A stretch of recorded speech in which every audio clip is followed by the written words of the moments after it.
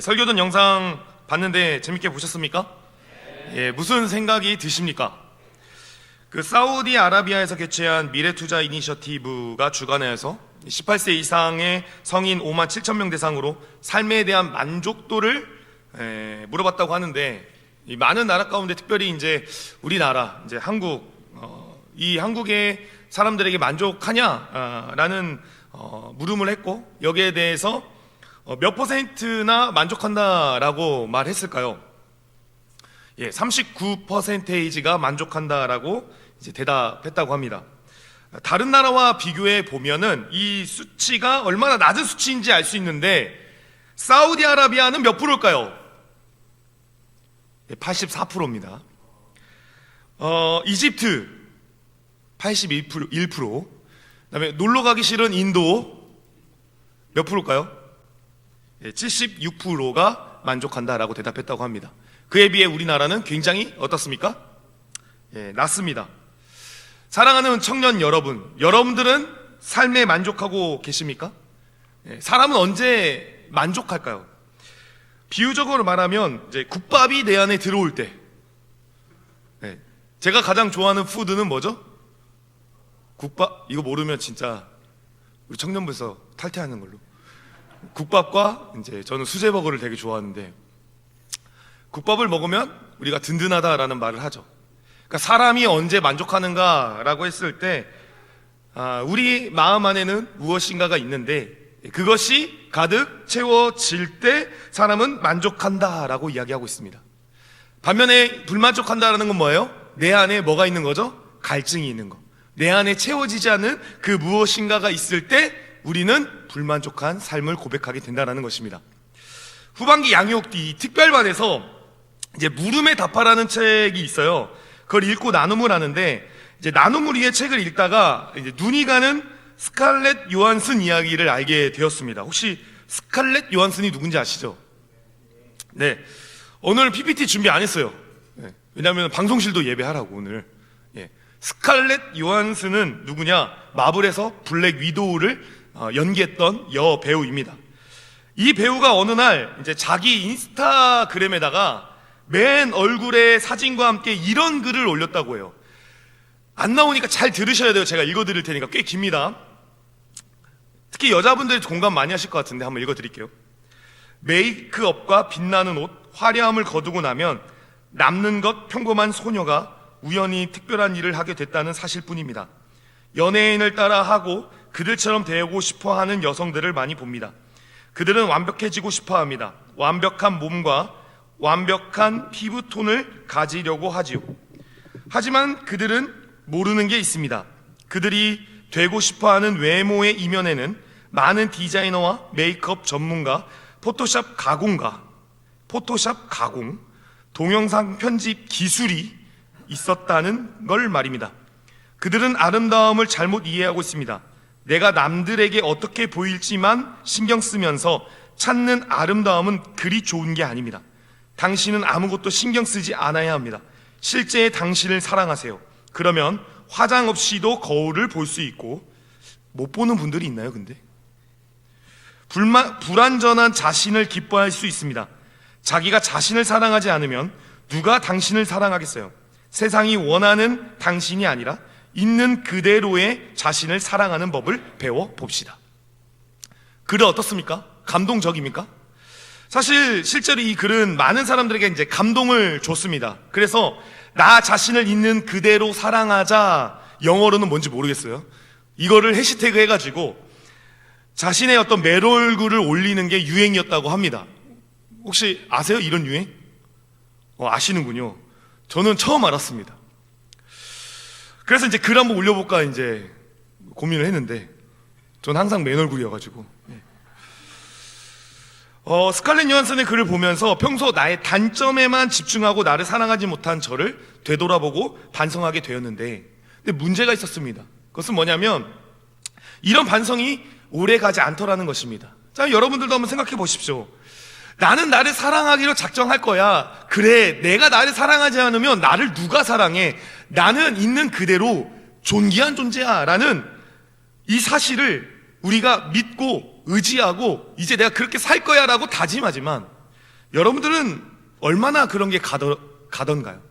아마 얼마 지나지 않아서 여전히 또 그 거추장에 신경 쓰며 나의 단점에만 치중하는 저와 여러분의 모습을 보게 된다라는 사실입니다.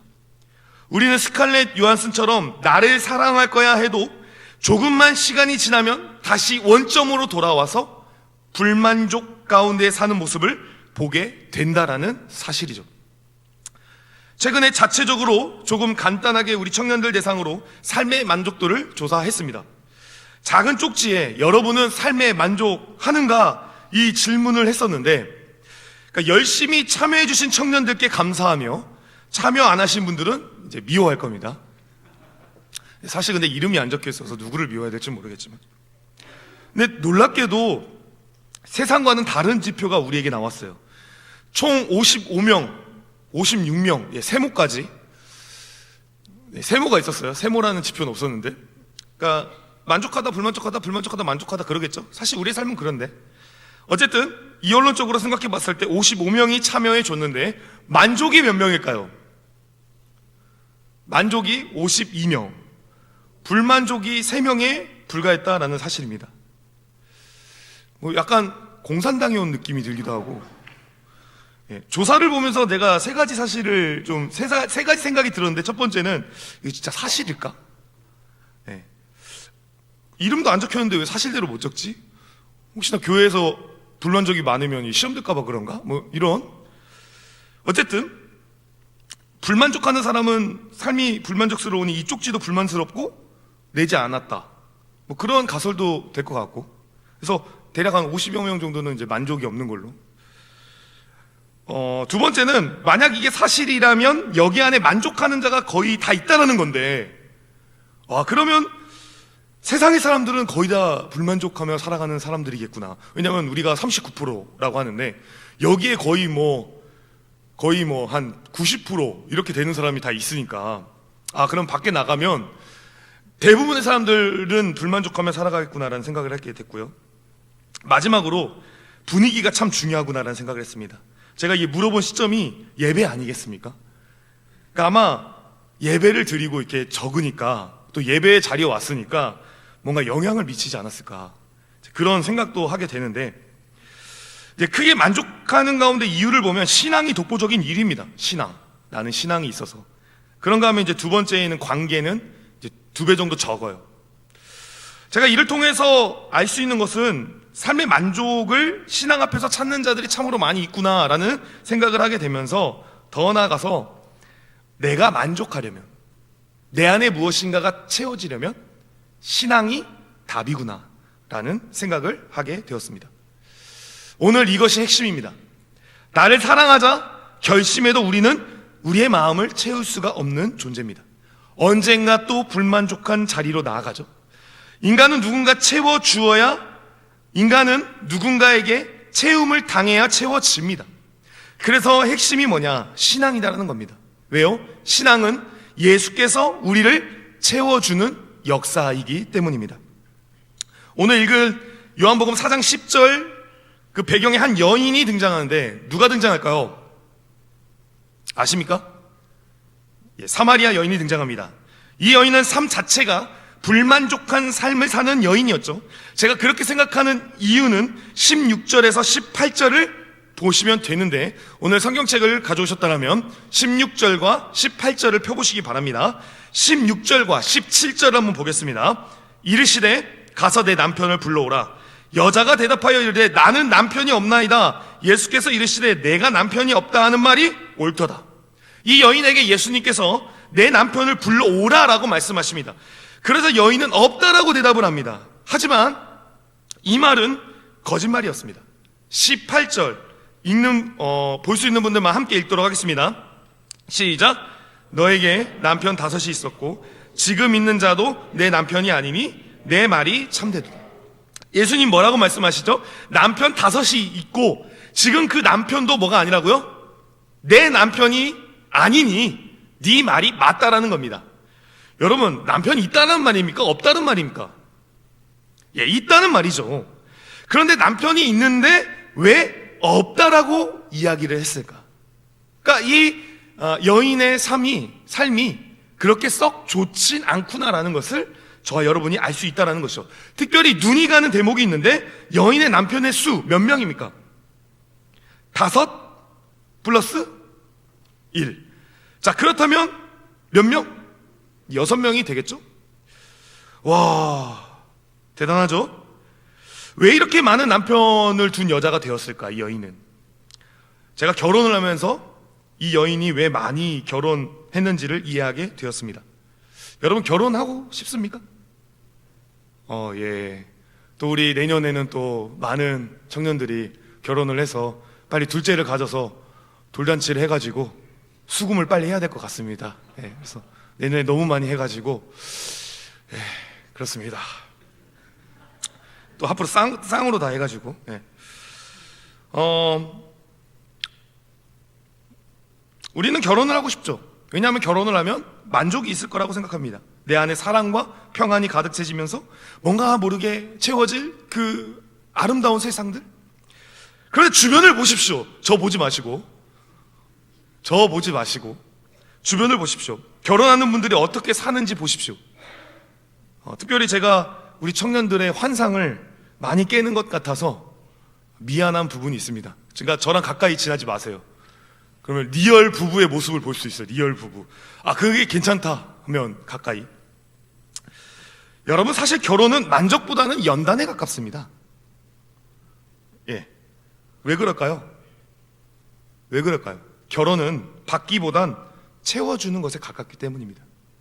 우리는 결혼하면 무엇인가 내 안의 외로움들이 채워질 거라고 생각하지만 실제로 그렇지 않습니다. 실제로 내가 줘야 되는 경우들도 훨씬 많기 때문에 남을 주는 것 그러니까 남이라고 해서 미안한데 그래서 남편이잖아요.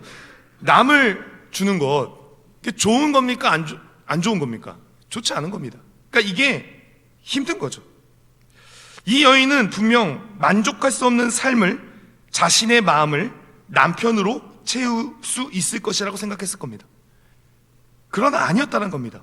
뭔가 나의 외로움과 갈증들을 채우려고 하면 할수록 더 목마른 사람이 되어버렸고, 그 더 목마르면 이 남자 말고 다른 남자 만나면 괜찮겠지? 이 남자는 이게 문제였으니까 또 이 문제 없는 다른 남자를 만나면 괜찮겠지? 이제 3번 만나봤으니까 나는 어느 정도 남자 보는 눈이 있어. 이제 4번째 남자로 한번 이것을 채워볼까? 5번째 남자로 채워볼까? 이렇게 6번째 남편까지 오게 되었다는 사실입니다. 여러분, 우리는 생각하죠. 이게 있으면 지금의 불만족을 만족으로 바꿀 수 있다. 그래서 더 많은 연봉, 더 좋은 집, 더 멋진 차, 더 좋은 기계. 저한테 하는 소리 아닙니다. 더 많은 관계, 더 많은 욕구, 욕심, 정욕, 이런 것들을 추구하며 살아갑니다. 그런데 문제는 뭡니까? 그것들은 잠깐의 만족을 주고 오히려 우리의 삶을 망가지게 하더라는 것입니다. 그렇게 하면 할수록 우리에게 찾아오는 것은 더 큰 불만족이라는 사실입니다. 그러니까 처음에 불만족은 이만큼이었는데 내가 더 물질적인 것, 내가 생각하는 어떠한 세상적인 것으로 채우며 나아갔을 그때에 그것을 채우고 맛봤을 때 다음에는 더 깊은 수렁이 찾아오더라는 것입니다. 지금 우리나라만 봐도 그렇지 않습니까? 헛된 것을 계속 채우려다 특별히 술을 좋아하시는 엄청난 분이 용산에 계시죠? 어떻게 됐습니까? 망가지더라는 것입니다. 불만족한 삶, 채울 수 없는 갈증, 그것을 가진 그녀 앞에 예수가 나타났다. 예수가 섰다. 이 말은 무슨 의미입니까? 그녀에게 희망이 찾아왔다라는 것입니다. 14절, 이게 아주 중요한 말씀입니다. 올해 우리가 붙잡아야 될 하나의 말씀이고, 이것을 암송하시는 분들에게 제가 10달란트씩 주도록 하겠습니다. 그 달란트는 나중에 어린이 부서 달란트 시장 할 때 가서 쓰세요. 제가 말은 해놓을게요. 14절 같이 한번 읽어볼까요? 시작. 내가 주는 물을 마시는 자는 영원히 목마르지 아니하리니 내가 주는 물은 그 속에서 영생하도록 솟아나는 샘물이 되리라. 아멘. 예수님께서 뭐라고 말씀하십니까? 물을 주겠다는 겁니다. 마음에 나를 불만족하게 만드는 그 갈증을 해결해 주시겠다는 것입니다. 여러분, 목이 마르면 물을 먹어야 됩니다. 제가 저번에 뉴스를 봤는데 갈증을 해결하는 가장 좋은 방법은 탄산도 아니고 음료수도 아니고 물을 먹으라고 하더라고요. 저는 여러분들에게 오늘 강력하게 선포합니다. 사람의 마음에 불만족하는 마음은 다른 것으로 채울 수가 없습니다. 오직 예수 그리스도, 그분으로 가능하다라는 사실입니다. 예수를 주인으로 모시고 예수를 구원자로 모시고 예수와 동행하는 삶, 그를 인정하며 그를 주인이 사는 삶이 우리에게 유일하게 만족을 주는 삶이 된다라는 사실이죠. 그래서 고전 찬송가가 있어요. 사람을 보며, 아세요? 세상을 볼 때, 모태신앙이 이쪽에 되게 많습니다. 그 다음 가사가 뭐죠? 나의 하나님 그분을 뵐 때 나는 만족하였네. 여러분, 이런 경험 다 해보셨습니까? 이런 경험을 해본 사람의 특징은 뭐냐면 상황을 뛰어넘습니다. 너무 당연합니다. 왜냐하면 이 세상에서 말하는 그 만족하는 것들, 그러니까 세상이 말하는 이거 채워야 만족해 라는 것들에서 자유하게 됩니다. 돈, 명예, 권력, 이런 것들이 나를 채우는 것이 아니라 나를 더욱더 망가지게 만드는 것이라는 것을 너무나도 잘 알고 있기 때문에 더 이상 그런 것들은 보이지 않습니다. 그러니 상황을 뛰어넘는 신앙과 믿음이 된다라는 것입니다. 여러분은 무엇으로 여러분들을 채우고 계십니까? 여러분들이 상황을 뛰어넘고 계신 분이십니까?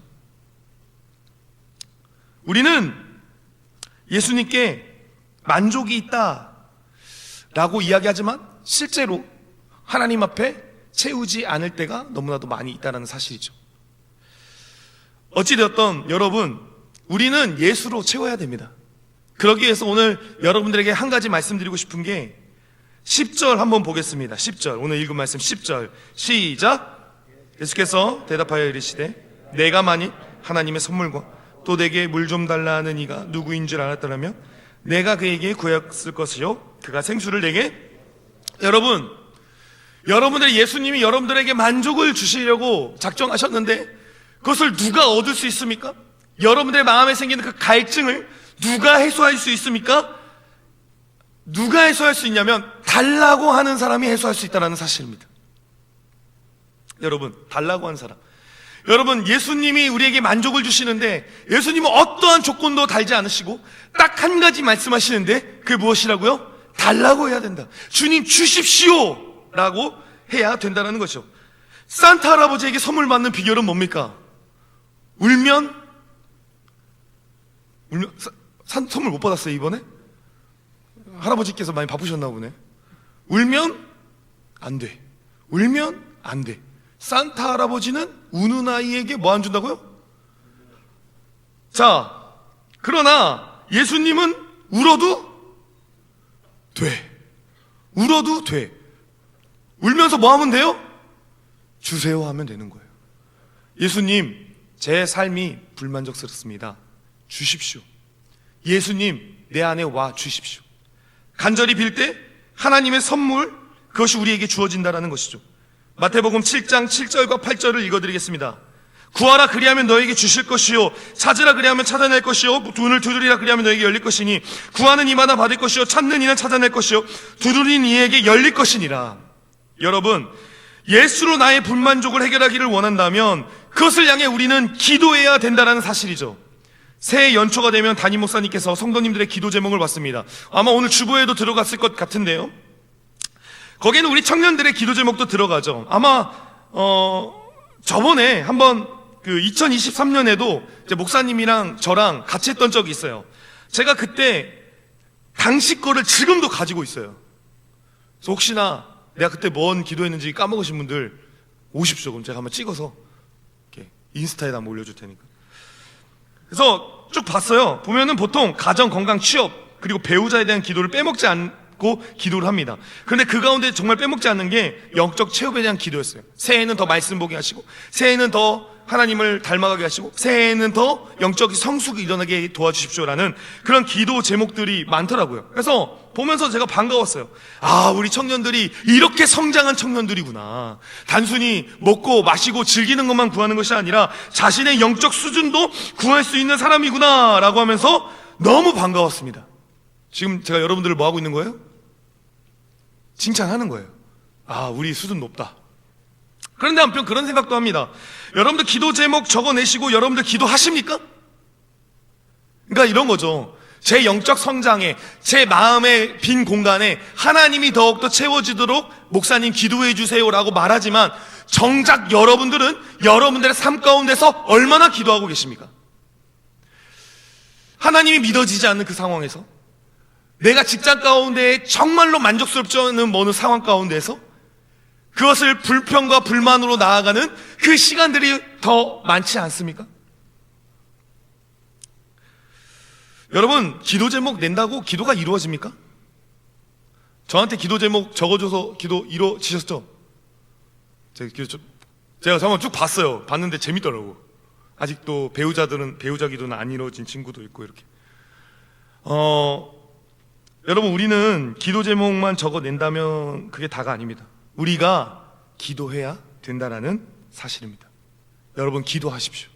하나님 앞에 비십시오. 여러분들의 신앙이 떨어지고 여러분들의 마음에 불만족이 많을 때, 그때야말로 입술을 열어 불평과 불만할 때가 아니라 하나님 앞에 내 마음을 채워달라고 기도하며 나아가야 된 때라는 것입니다. 그래서 우리에게 진짜 필요한 것이 기억력입니다. 기억력. 다시 기억하기. 사실 우리는 은혜에 대한 경험들을 많이 했습니다. 그러니까 예수로 살겠다고 다짐했죠. 그죠? 했던 적 많이 있잖아요. 그런데 우리는 언제부턴가 그것이 다 사라져요. 그러니까 예수께서 나에게 생수를 주셨고 나의 이 마음의 갈증을 해결해 주시고 만족하는 삶을 살게 해주시는 그 분이라는 것을 우리가 너무나도 잘 아는데, 세상 가운데 살아가면서 그 모든 것들을 잃어버리고 세상의 것, 그러니까 우리를 썩게 만드는 여러 가지 것들을 다시 바라보며 살아갈 때가 너무나도 많이 있다라는 겁니다. 세상을 살아가면서. 그래서 저와 여러분들이 해야 되는 게 뭐예요? 다시 기억하기. 하나님을 다시 기억하는 것. 제가 탄산을 끊어야지 하면서 아직도 못 끊었어요. 물을 먹었습니다. 그러나 어느 순간 뭐 먹고 있어요? 치킨은 뭐다? 탄산이다. 물을 어떻게 먹어요, 치킨에? 어느 순간 탄산을 먹고 있는 나의 모습을 보죠. 분명 물이 갈증을 해소하고 몸에도 좋다는 것을 너무도 알아요. 그 물에 대한 효능도 알아요. 그러나 나는 또 탄산을 본능적으로 먹으면서 내 염증 수치를 높이고 있는 거예요. 사랑하는 청년 여러분, 우리가 기억해야 될 것은 무엇입니까? 생수 주신 예수님을 항상 기억하는 겁니다. 우리가 우리의 삶 가운데에서 주일 하루만 예수님을 기억하는 것이 아니라 매일매일 하루를 예수님을 기억하며 살아가야 된다는 것입니다. 다시 기억하고 또 기억해야 된다는 거죠. 오늘 말씀의 제목은 부흥입니다. 부흥이란 단어 참 좋아합니다. 여러분, 부흥하고 싶습니까? 어떤 의미에서 부흥을 지금 말하고 있는 겁니까? 우리 청년부 부흥해야 됩니다. 그런데 부흥이 뭐라고 생각하냐? 단순히 숫자 더 늘어나는 게 부흥입니까? 여러분들이 이해하는 부흥은 뭐예요? 단순히 숫자 더 늘어나는 게 부흥입니까? 제가 부정하진 않겠습니다. 물론 그럴 수 있습니다. 그러나 이것은 본질이 아니라고 저는 생각합니다. 진짜 본질은 무엇이죠? 저와 여러분에게 임했던 예수 그리스도를 다시 찾아 충만과 만족의 상태로 나아가는 게 부흥입니다. 여러분, 왜 이것이 중요하냐? 왜 이것이 본질이냐? 맹인이 맹인을 인도할 수 있습니까? 없습니다. 맹인은 맹인을 결코 인도할 수 없다는 것입니다. 그러니까 우리가 만족하지 못하는데 여기에 만족하러 오세요 하는 사람이 오겠습니까? 그 더불어 온다 한들 그 사람은 정확히 이야기하면 부흥한 사람은 아니죠. 여러분, 부흥해야 되죠. 그래서 저는 여러분들에게 제안하는 게, 우리가 목숨을 걸어야 될 게 있다. 그건 뭐냐면 바로 예배라는 겁니다. 예배. 우리가 부흥하기 위해서 예수님을 다시 기억하고 예수님을 다시 찾아서 내 어떤 상태를 항상 만족의 상태로 만들려면 우리의 삶 가운데 무엇이 살아나야 된다고요? 예배가 살아나야 된다는 겁니다. 오늘 본문의 이야기가 어디로 연결이 되냐면 너무도 유명한 말씀인데 23, 24절을 보시면 이렇습니다. 아버지께 참되게 예배하는 자들은 영과 진리로 예배할 때가 오나니 곧 이때라. 아버지께서는 자기에게 이렇게 예배하는 자들 찾으시니라. 하나님은 영이시니 예배하는 자가 영과 진리로 예배할지니라. 여러분, 예수로 충만케 되는 시간, 내가 생수의 물을 너에게 채워줄게. 그리고 그 채움을 지속적으로 유지해 나가는 그 비결은 바로 예배라는 사실입니다. 우리가 예수 아니면 안 된다라는 인생을 회복하는 시간, 우리가 불만족해서 만족이 되는 그 시간이 바로 언제라는 겁니까? 예배의 시간이라는 겁니다. 이런 말이 있습니다. 삶이 영향을 끼치는 예배가 아닌 예배가 삶에 영향을 끼치는 것이 신앙이다. 다시 한번 말씀드릴게요. 삶이 영향을 끼치는 예배가 아닌 예배가 삶에 영향을 끼치는 것이 신앙이다. 이 누가 한 말일까요? 맞아요. 제가 지어낸 말입니다. 네. 왜 좀 놀랐네. 놀랐나 보네. 내가 이런 말도 지을 줄 알고. 네. 여러분, 제가 여러분들을 보면서 가장 아쉬웠던 부분들이 이런 부분입니다. 우리는 항상 예배가 삶을 주관하게 두지 않습니다. 우리는 항상 삶이 예배를 주관합니다. 그러니 만족을 못 누립니다. 그러니까 바빠서 예배 못해요가 아니라 바빠서 예배합니다가 바로 예배가 삶을 이끄는 것입니다.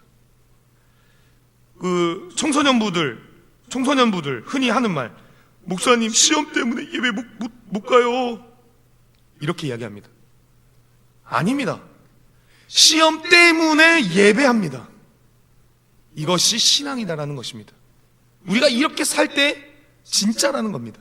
이렇게 살 때 예수님이 채워주시는 생수의 강물이 우리의 마음 가운데 가득 차게 된다는 겁니다. 자, 여러분, 예배 태도에서도 좀 이야기해 볼까요? 저는 바빠서 예배 못해요랑 저는 바쁘니까 예배합니다 라는 둘 중에 누가 더 예배에 간절할까요? 목사님, 저는 시험 때문에 예배 못해요 라는 사람과 시험 때문에 예배합니다 라는 사람 중에 어떤 사람이 예배에 대해 더 간절할까요? 당연히 후자입니다. 오늘날 우리에게 자가진단을 해보면 얼마나 뜨거운 예배를 드리고 있습니까? 얼마나 예배에 대한 간절한 사모함이 있습니까? 그게 지금 여러분들의 상태고 수준이고, 그런 삶은 차라리, 이렇게 말하면 또 겁난데, 잠을 1시간 좀 더 주무시는 게 여러분들 직장 생활 하는데 더 큰 도움이 되실 거라고 믿습니다. 아멘 하면 큰일 납니다. 명품과 그러니까 고퀄리티의 명품과 좀 저퀄리티의 명품의 차이가 뭘까요? 차이 혹시 아세요?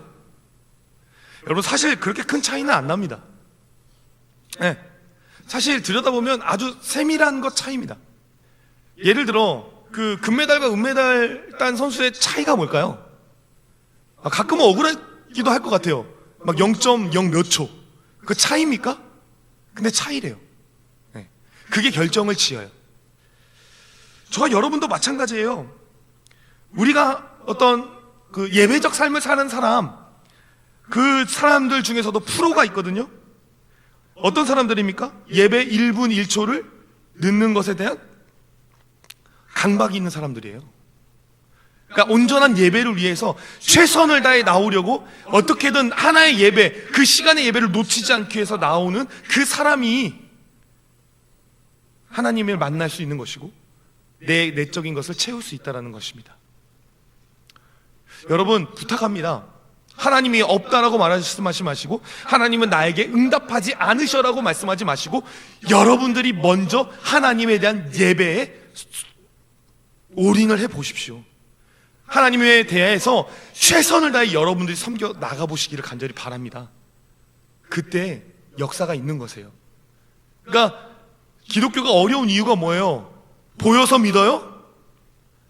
아니에요. 믿어야 보여요. 믿어야 보여요.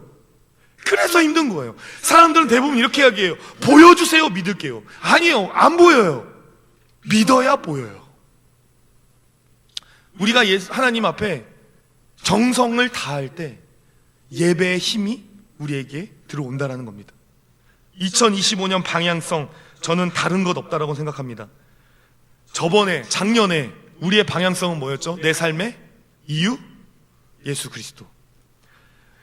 좀 더 구체적으로 2025년에는 부흥이라는 어떤 주제를 정했지만 저는 무조건 예배, 이런 방향성을 정했습니다. 언제부턴가 삶이 예배를 주관하는 상황들이 우리 안에 너무 없다라는 생각을 했기 때문입니다. 여러분, 어떤 예배를 드리고 계십니까? 어느 순간 식어져 버린 예배가 아니겠습니까? 부임 초에 저는 우리 청년들 예배하는 모습을 보며 제가 은혜를 받았었습니다. 그러나 올 중반부터인가요? 어느 순간 우리의 예배가 무엇인가 부족한 느낌이 드네 라는 생각을 많이 받게 되었죠. 물론 제 문제일 수도 있습니다. 그러나 우리 모두의 문제가 분명히 있다고 생각합니다. 예배는요, 앞에서 인도하는 찬양팀이나 저나 수많은 스텝도 준비하지만 예배를 하는 여러분도 준비되어져야 됩니다. 여러분, 예배는 지금 여러분들이 저의 공연, 이시황의 어떤 스탠딩 코미디를 보는 것이 아니라 지금 이 말씀에 동조하며 함께 은혜를 나누는 시간입니다. 그러니까 여러분들도 준비가 되어야 된다는 사실이죠. 여러분들의 마음이 열리지 않는다면 이 예배는 열리지가 않습니다. 여러분들의 마음에 간절함이 없다면 이 자리엔 간절함이 없다라는 것을 거듭 말씀드리고 있다는 사실입니다. 그래서 여러분, 준비된 예배자가 되시기를 간절히 소망합니다. 저 뭐라고 써있죠? 저기 축복의 온전한 예배자. 그러기 위해서 여러분들에게 제안드리죠. 예배에 목숨 거십시오. 특별히 청년부 안에서 주일 예배도 있고요, 또한 수요 성년 집회 수요일날 예배가 있습니다. 또한 더 나아가서 한 달에 한 번 금요 기도회가 있는데 한 번도 안 온 사람들 너무합니다. 더불어 앞으로 토요일날 10시에 제가 지금 고민해보니까 둘째 주, 넷째 주가면 만 하면 딱 될 것 같아요. 그래서 첫째 주는 온세기가 있고 셋째 주는 금요기도회가 있으니까 토요일날 둘째 주, 넷째 주는 청년부 안에 사역하는 자들 기도하는 자리 모임을 갖자라고 해서 토요일날 10시에 이제 진행을 하려고 하는데 많은 사람들이 참여해서 함께 하기를 간절히 소망합니다. 여러분들, 제가 바라는 것은 우리 금요기도회가 본당에서 드려지는 역사가 있기를. 지금은 자리가 딱 맞아요.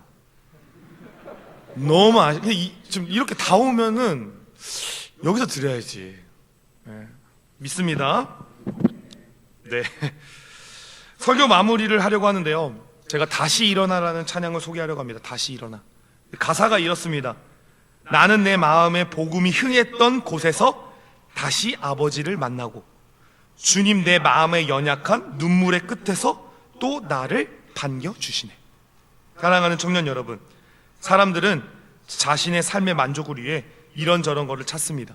어떤 사람은 여행도 가고요, 어떤 사람은 돈을 쓰고요, 어떤 사람은 뭐 직장 이직도 수없이 하고요. 그러나 찾아오는 것은 뭡니까? 큰 공허라는 사실입니다. 오직 주 안에 만족이 있습니다. 우리는 잘 알죠. 그런데 문제는 뭡니까? 자꾸 우리가 이것을 까먹고 또 다른 것을 보고 있다는 사실입니다. 예배 마치고 우리는 다짐합니다. 예수밖에 없다라는 것을. 그리고 또 살다 보면 또 다른 길을 가게 된다는 것이죠. 이런 가운데 저였으면, 예수님, 제가 하나님이었으면 너는 버려버리겠다 이 자식아. 그래서 버리겠는데 가사의 제목처럼 내 마음의 연약한 눈물의 끝에서도 나를 반겨주시네. 다시 돌아와도 다시 일어나도 우리 하나님은 언제나 반겨주신다라는 사실입니다. 여러분, 저와 여러분에게 진짜 가져야 될 마음은 무엇인 줄 아십니까? 하나님, 저 다시 돌아가겠습니다. 어떤 상황이든 어떠한 곳이든 하나님께 다시 돌아가겠습니다. 이게 신앙이고 이게 우리가 가져야 될 마음이라는 사실입니다. 오늘 이 시간 우리 함께 찬양하며 나아갈 때 다시 회복해 하시고 다시 부흥케 하시는 그 주님의 역사를 우리 함께 경험하며 나아가기를 간절히 소망합니다.